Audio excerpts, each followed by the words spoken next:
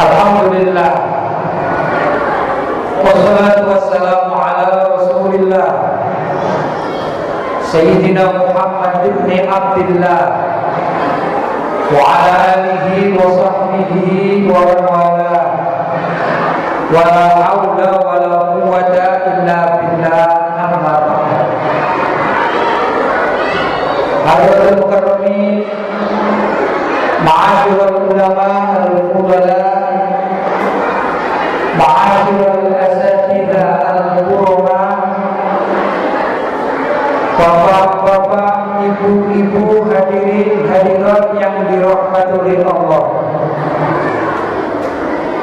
Alhamdulillah, pada malam hari ini kita bisa berkumpul dan bertemu di tempat yang sangat mulia ini, tempat yang dipergunakan untuk beribadah kepada Allah Subhanahu wa taala, yaitu masjid atau baitun min buyutillah, masjidun min masajidillah, tempat di mana konon Nabi kita Muhammad sallallahu alaihi wasallam di Isra dan Mi'rajkan juga berasal dari masjid menuju ke masjid. Malam hari ini kita memperingati perayaan Isra dan Mi'raj. Di dalam Al-Quran disebutkan bahwasanya Isra dan Mi'raj Nabi itu minal masjidil harami ilal masjidil aqsa, dari masjid al-haram yaitu Ka'bah al-Musharrafah ilal masjidil aqsa, menuju ke masjid al-Aqsa di Palestina. Artinya Nabi kita Muhammad sallallahu alaihi wasallam tatkala Isra dan Mi'raj itu tidak lepas dari masjid. Alhamdulillah, malam hari ini kita berkumpul, bertemu, bermunajat kepada Allah dan mengingat salah satu sejarah yang sangat besar, sejarah Islam yang tidak mungkin dilupakan, karena sejarah Islam ini sudah dibukukan dan dicatat di dalam Al-Quran, yaitu sejarah peristiwa Isra dan Mi'raj Nabi kita Muhammad sallallahu alaihi wasallam. Karena itu, ma'asyiral muslimin wal muslimat, sungguh kita patut berbahagia, kita patut melestarikan acara-acara keagamaan khususnya, yaitu peringatan Isra dan Mi'raj. Karena kalau kita lupa terhadap sejarah, maka akan terkikislah akidah dan keyakinan kita terhadap ajaran Nabi Muhammad sallallahu alaihi wasallam. Dulu Nabi kita juga tatkala dituruni oleh Allah Subhanahu wa taala firman-firman Allah berupa Al-Qur'an, ternyata di dalam Al-Qur'an itu juga banyak mengupas sejarah nabi-nabi terdahulu. Nahnu naqussu 'alaika ahsanal qasas. Allah berfirman, kami Allah menceritakan kepada engkau, hai Muhammad, ahsanal qasas, sebaik-baik kisah alias sejarah para nabi terdahulu. Jadi pelajaran sejarah ini salah satu dari metode dakwah Nabi kepada umatnya.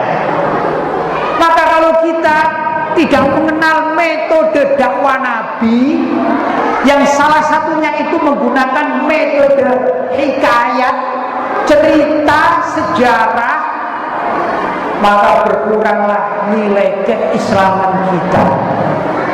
Karena itu salah besar kalau ada orang mengingkari perayaan Isra dan Mi'raj besar. Karena peristiwa Isra dan Mi'raj termasuk salah satu dari sejarah Nabi Muhammad Shallallahu Alaihi Wasallam. Dan alhamdulillah malam hari ini kita di tempat yang penuh barokah, yaitu masjid min masajidillah, masjid yang kita pergunakan untuk memperingati Isra dan Mi'raj Nabi Muhammad Sallallahu Alaihi Wasallam. Kita bermohon dan kita yakin bahwa masjid ini diberkahi oleh Allah Subhanahu wa Ta'ala.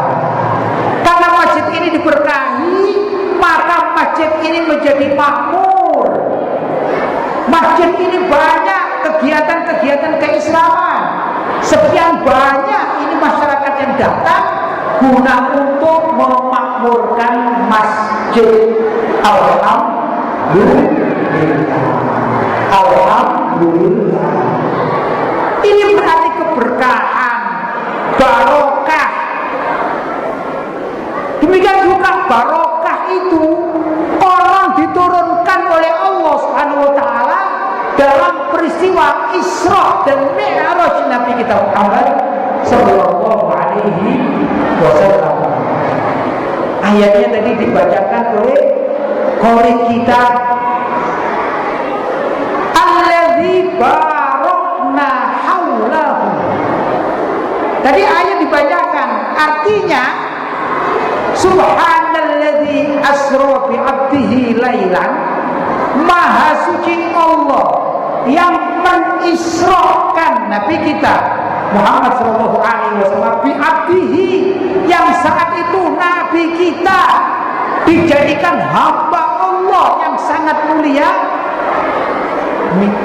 Subhanalladzi asra bi 'abdihi lailan, di malam hari, minal masjidil harami ilal masjidil aqsa. Nah, di masjidil aqsa itu kata Allah alladzi barakna haula, yang kami berikan berkah di sekelilingnya. Ini luar biasa. Berarti berkah, barokah itu ada dan disebutkan di dalam Al-Quran. Karena itu para sahabat radhiyallahu ta'ala anhu dulu mereka juga banyak yang istilah di Jawa ini, maaf saya orang Jawa ya, namanya ngalap barokah. Ngalap itu mencari, barokah itu keberkahan. Para sahabat radhiyallahu ta'ala anhu ini kadang-kadang datang kepada Rasul Sallallahu Alaihi Wasallam. Mereka datang untuk melihat wajah Nabi, wajah yang indah, wajah yang gemerlapan, untuk mencari barokah. Karena barokah itu ada dan disebutkan dalam Al-Quran, khususnya dalam peristiwa Isra dan Mi'raj Muhammad Sallallahu Alaihi Wasallam. Luar biasa. Kalau dibaca sejarah, ya memang Islam ini penuh dengan sejarah. Perjalanan Nabi mulai diangkat dari Nabi sampai beliau wafat, dilanjutkan dengan penyebaran dakwah yang dilakukan oleh para al-khulafaur rasyidun. Ini penuh dengan sejarah. Bahkan datangnya Islam ke tanah air Indonesia itu juga namanya sejarah. Nabi lahir itu juga sejarah. Mulai Nabi lahir sampai diangkat menjadi Rasul, ini sejarah. Sejarah kelahiran Nabi dalam bahasa Arab namanya Maulidun Nabi Sallallahu Alaihi Wasallam. Maka kalau ada orang tidak senang dengan Maulidun Nabi, sejarah kelahiran Nabi, jelas orang ini tidak cinta kepada baginda Nabi Muhammad Sallallahu Alaihi Wasallam. Kita hadir dari rumah, ini mestinya jam sekian. Bagi bapak-bapak dan ibu-ibu ini, kalau di rumah mungkin film di televisi ini lagi seru-serunya. Tapi alhamdulillah itu semua tidak ada artinya kalau kita ingat bahwa peristiwa Isra dan Mi'raj adalah sejarah yang perlu untuk dipelajari dan diteladani. Betul atau tidak? Betul apa tidak? Para orang yang hadir di tengah-tengah kita untuk memperingati untuk memperingati Mi'raj atau Isra dan Mi'raj Nabi Muhammad Sallallahu Alaihi Wasallam tergerak karena apa? Karena rasa cinta dan memiliki Nabi Muhammad sebagai nabinya dan sebagai rasulnya Sallallahu Alaihi Wasallam. Ini pentingnya kita hadir dalam peringatan Isra dan Mi'raj. Dan kita mohon kepada Allah, semoga kita semua yang hadir di sini diberkahi karena kita sedikit mengambil hikayat dari kehidupan Rasulullah Sallallahu Alaihi Wasallam. Bapak-bapak dan ibu-ibu yang dirahmati Allah, para sahabat itu sangat cinta pada Nabi.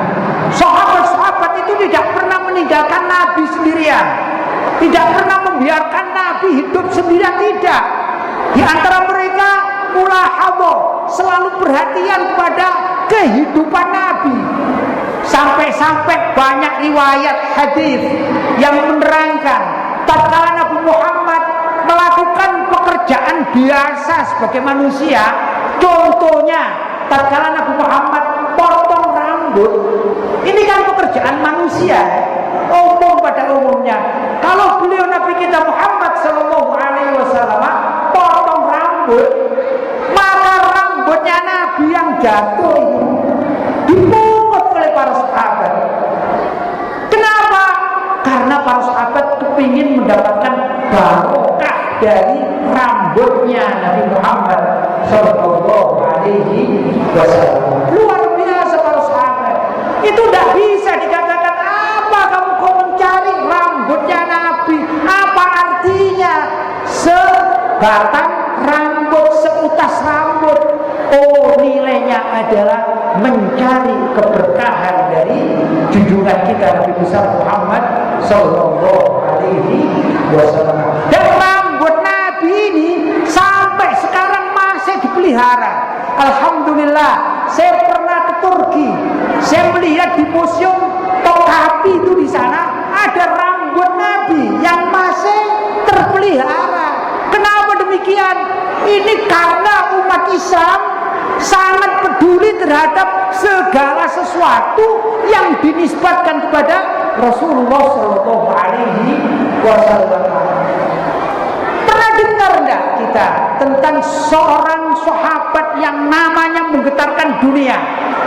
Zaman itu sahabat ini sangat ditakuti oleh lawan dan disegani oleh kawan. Beliau bernama Sayyidina Khalid bin Walid. Sayyidina Khalid bin Walid adalah panglima perang Islam. Wah, ini kebetulan ini ada adik-adik yang dari IPDN ya. Masya Allah, ini calon pasukan muslim ya. Saya cerita sedikit tentang Sayyidina Khalid bin Walid, yaitu salah satu komandan perang di zaman Nabi. Itu Sayyidina Khalid bin Walid tidak pernah memimpin perang kecuali menang. Luar biasa. Tidak pernah sama sekali kalah. Itu Sayyidina Khalid bin Walid. Dan beliau ini ditakuti oleh lawan-lawannya di zaman itu. Kalau beliau sudah menghunuskan pedangnya, maka tak ada seorang pun yang mendekat dari musuh-musuhnya kecuali ditebas. Itulah pribadi Sayyidina Khalid bin Walid radhiyallahu taala anhu. Ternyata Sayyidina Khalid bin Walid itu punya rahasia pribadi. Dalam riwayat sejarah bahwa Sayyidina Khalid bin Walid itu memiliki peci. Saya tidak tahu kalau bahasa Papua sini ya. Kalau bahasa Jawa katanya ketu. Ketu. Apa ketu itu? Peci songkok. Loh, di songkoknya Sayyidina Khalid bin Walid itu diselipkan, kalau kalau bahasa kita namanya jimat katanya. Ya, namanya jimat. Ternyata Sayyidina Khalid bin Walid itu menggunakan jimat ternyata. Karena itu perang tanding, perang apapun beliau menang. Apa jimatnya? Beliau mengambil beberapa helai rambut Nabi, kemudian oleh beliau dibungkus dan diselipkan di pecinya. Ini kan ada selipan ya, kalau boleh, ini kan selipan. Ini ditaruh oleh Sayyidina Khalid bin Walid, rambutnya Nabi dibungkus, ditaruh, kemudian dipergunakan untuk berangkat perang. Itu riwayatnya begitu. Ketahuan suatu saat, maaf ini kalau kita baca sejarah itu ya, kebetulan peci atau songkoknya Sayyidina Khalid bin Walid itu ya tidak baru-baru amat gitu ya, agak lama lah begitu, mungkin sedikit-sedikit kusam gitu ya. Ini subhanallah, suatu saat Sayyidina Khalid bin Walid itu mau berangkat perang, peci atau songkok atau ketunya ini apa namanya, ketriwal, apa ketriwal itu ya? Hah? Ketelesut kata orang Jawa, hilang, tidak tahu tempatnya di mana ya. Beliau bingung, ini mau berangkat perang ini, bingung beliau cari, kemudian ditanya sama kawan-kawannya, hei Khalid bin Walid, kenapa engkau tidak siap? Ya, saya mencari jimat saya ini, ketunya yang ada apa? Rambutnya Rasulullah Shallallahu Alaihi Wasallam. Begitu ini pecinya ketemu, baru berangkat, pakaian perang dipergunakan, pedangnya dihunuskan, berangkatlah beliau dan menebas musuh-musuh saat itu di kalangan orang-orang yang menyerang Islam luar biasa. Jadi para sahabat pun percaya adanya barokah. Salah satunya adalah barokah rambutnya Rasulullah Sallallahu Alaihi Wasallam. Ini ada di dalam kitab-kitab hadis. Dalam kitab hadis Nabi itu ada riwayat semacam ini. Karena itu kalau ada orang tidak percaya dengan barokah, itu berarti tidak percaya kepada hadis Nabi. Na'udzubillah, ini luar biasa. Jadi bapak-bapak dan ibu-ibu yang dirahmati oleh Allah, kita hadir di tempat ini, tempat yang sangat mulia ini. Kenapa? Kok rame-rame bareng-bareng hadir di sini? Tiada lain kita ini mencari barokah dari peristiwa Isra dan Mi'raj Nabi kita Muhammad Sallallahu Alaihi Wasallam. Tapi apakah sekedar itu? Ya, memang barokah itu kita yakini ada. Tapi yang terpenting bahwa kalau kita kaji tentang peristiwa Isra dan Mi'raj ini luar biasa. Isra dan Mi'raj dapat dikaji dari banyak sisi, dari banyak segi. Satu akan saya sebutkan. Kalau kita mempelajari Isra dan Mi'raj, ya, mungkin 100 masalah akan kita dapatkan. Karena hadisnya ini panjang, perjalanan Nabi juga panjang, peristiwanya juga luar biasa. Tapi kalau kita bahas semuanya, ya bisa-bisa saya bermalam di masjid ini 3 bulan tidak selesai. Tapi saya ambil satu saja peristiwa. Dan peristiwa ini nyata. Sekarang terjadi mendunia peristiwa ini. Padahal peristiwa ini terjadi 14 abad lampau, 1400 tahun yang lampau, kurang lebih maksudnya. Apa itu peristiwanya? Tatkala Nabi dimi'rajkan, tatkala Nabi naik menuju Sidratul Muntaha, dalam perjalanan di malam hari itu Nabi Muhammad SAW didampingi oleh malaikat Jibril alaihissalam. Beliau naik buraq. Buruk itu adalah kendaraan yang super cepat. Jadi kalau dibahas buruknya saja bisa menjadi satu kitab ini tentang buruk itu saja. Kalau dinisbatkan dengan zaman sekarang. Zaman dulu buruk ini sekejap mata sudah sampai ribuan kilo. Zaman sekarang ada telepon ya, ribuan kilo cuma cukup klik. Assalamualaikum. Loh, ini ada korelasinya ini sebenarnya. Itu saya tidak bahas. Makanya saya katakan kalau berbicara tentang Isra dan Mi'raj 100 bab pun belum tentu selesai. Apa itu yang akan saya sampaikan? Tiada lain tatkala Nabi kita Muhammad SAW beliau lepas landas ya. Kalau istilah pesawat kan lepas landas ya. Terbang, tiba-tiba dari kanan beliau ada orang yang memanggil, "Ya Muhammad, ijlis, ya Muhammad ta'al. Hai Muhammad, kamu datang ke sini. Hai Muhammad, kamu turun ke sini." Mungkin kalau sekarang gampang diterjemahkan, mungkin begini, ini bahasa anak-anak muda ya. "Hai Muhammad, sini ngobrol yuk." Barangkali begitu. Diajak ngobrol. Subhanallah, Nabi kita memang Nabi yang benar-benar lurus, selalu berjalan pada jalan yang lurus, tidak pernah tengok-tengok kalau memegang amanah. Itu Nabi kita Muhammad Sallallahu Alaihi Wasallam, alas siratil mustaqim, mengikuti garis dan jalan yang lurus. Itulah Nabi kita Muhammad Sallallahu Alaihi Wasallam.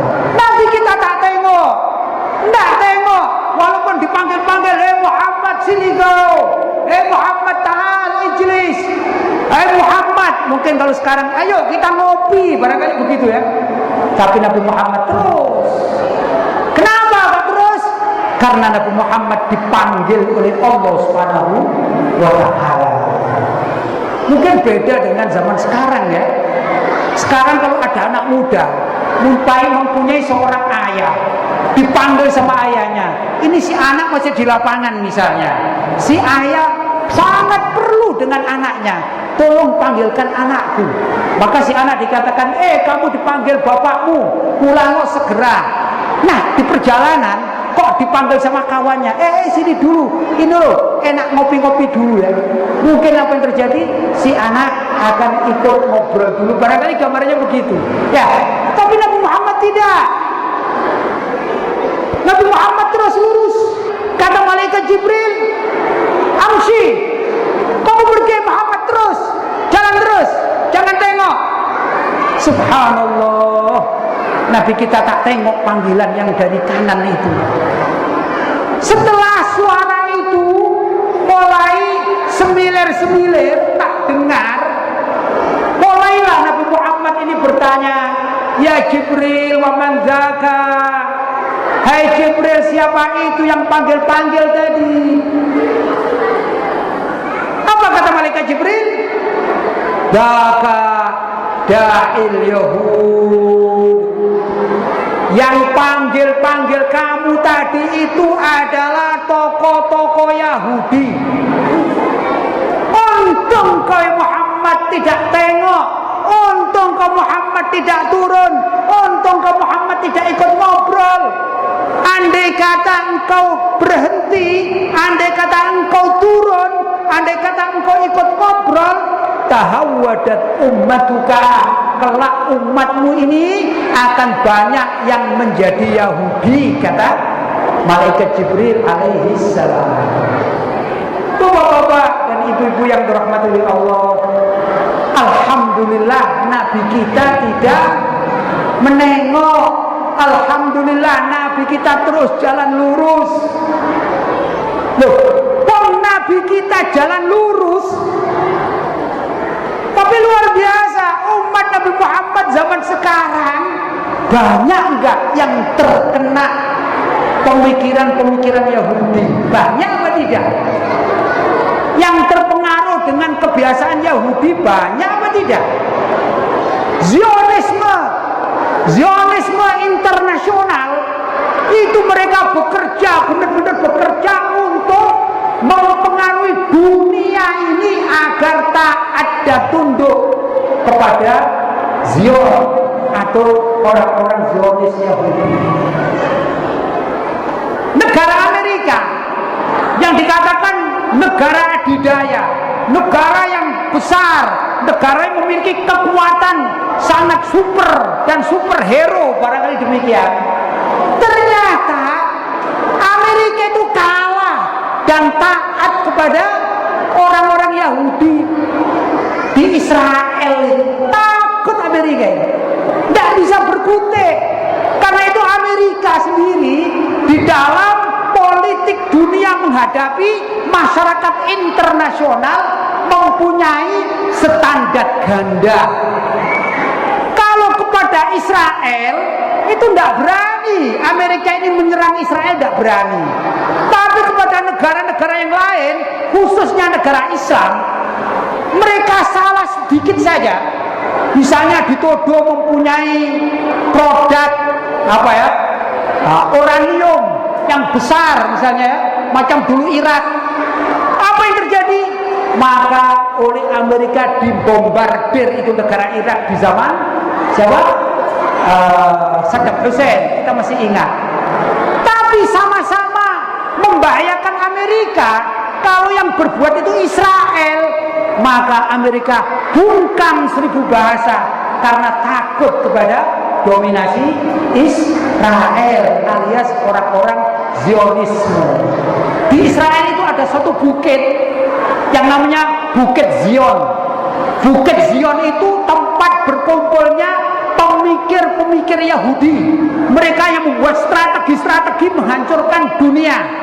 Segala macam kehancuran dunia ini pada hakikatnya disetir dan diatur dari Bukit Zion. Karena itu dinamakan kelompok atau kaum Zionisme. Apa tujuan mereka? Orang-orang Yahudi itu tidak membuka diri. Mereka tidak mendata orang-orang siapa, orang Islam atau yang lain-lain yang ingin masuk menjadi orang Yahudi. Tidak. Orang Yahudi itu merasa dirinya itu jauh lebih afdol, lebih mulia daripada manusia-manusia pada umumnya. Jadi kita ini dianggap kelas budak, mereka menganggap dirinya kelas tuan atau juragan. Jadi tidak mungkin seorang juragan mempunyai keinginan, hei, siapa di antara budak-budak yang ingin jadi juragan? Kan tidak ada ya. Tidak ada pendaftaran. Karena itu jumlah Zionisme itu tetap. Jumlah orang Yahudi tidak berkembang, tapi pemikiran Yahudi, perilaku Yahudi, kebiasaan Yahudi itulah yang dikembangkan dan mempengaruhi bagi umat manusia khususnya di zaman sekarang. Hampir ini ya, semua kejadian-kejadian di dunia ini, khususnya di dunia Islam, kalau ada keributan-keributan, kerusuhan-kerusuhan, apa saja, hakikatnya ada grand design, ada suatu strategi yang besar yang dimonitori oleh orang-orang Yahudi Zionis. Coba lihat, Nabi sudah diperingatkan oleh malaikat Jibril, Amsya Muhammad, teruskan perjalananmu hai Muhammad.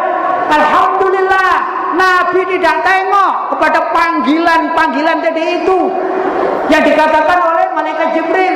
Zakada il Yahud, yang panggil-panggil kamu itu hai Muhammad, tiada lain adalah pembesar-pembesar Yahudi. Untung ya Muhammad engkau tidak turun, untung ya Muhammad engkau tidak ikut duduk, untung ya Muhammad engkau tidak ikut ngobrol. Andai kata engkau duduk, andai kata engkau turun, andai kata engkau ngobrol dengan mereka, tahawwadat ummatuka, pasti umatmu akan ikut perilaku Yahudi. Nah, sekarang kita susah, anak-anak kita, adik-adik kita. Ini orang Islam ya, bicara orang Islam.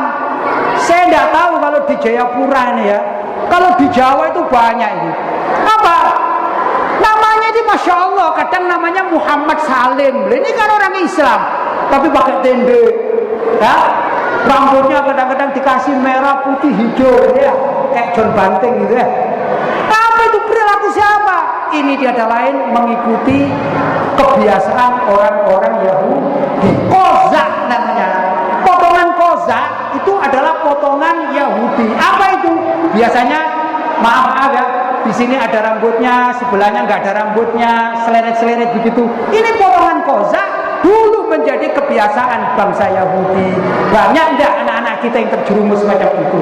Inilah dikatakan bahwasanya sebenarnya peristiwa yang dialami oleh Nabi 14 abad yang lampau itu terus bergulir dan terjadi sampai hari ini masih terjadi. Karena itu kita bermohon kepada Allah, mudah-mudahan kita yang senang mempelajari sejarah hidup Nabi kita Muhammad SAW, kita, anak kita, cucu kita, keturunan kita, semoga oleh Allah SWT dijaga akidah ini tetap menjadi akidah yang Islam dan Islamnya ahlu sunnah wal jamaah. Bapak-bapak dan ibu-ibu, barangkali itu sedikit yang dapat saya sampaikan. Mudah-mudahan apa sedikit ini bisa menjadikan motivasi kita agar kita benar-benar mengikuti jalan yang lurus, mengikuti ajaran orang tua kita terdahulu, mengikuti ajaran nenek moyang kita khususnya dari kalangan umat Islam, dan juga para ulama-ulama terdahulu, yang mana ulama-ulama terdahulu, ulama salaf itu guru-gurunya jelas sampai estafet kepada para imam-imam mujtahid macam Sayyidina Abu Hanifah atau Imam Hanafi, atau juga semacam Sayyidina Malik bin Anas yaitu Imam Maliki, atau semacam Sayyidina Muhammad bin Idris yaitu Imam Syafi'i, dan juga semacam Sayyidina Imam Ahmad bin Hambal yaitu Imam Hambali. Itu kita ikuti, insya Allah kita akan selamat kalau mengikuti ajaran para ulama-ulama terdahulu, ulama-ulama salaf, karena mereka sesungguhnya belajar kepada guru-gurunya sampai estafet kepada para tabi'in dan estafet kepada para sahabat, yang mana para sahabat tiada lain adalah murid-murid langsung dari baginda Muhammad sallallahu alaihi wasallam. Bapak-bapak dan ibu-ibu, semoga sedikit apa yang saya sampaikan ini ada manfaatnya. Kurang lebihnya mohon maaf yang sebesar-besarnya. Hada wallahu minkum. Wassalamualaikum warahmatullahi wabarakatuh.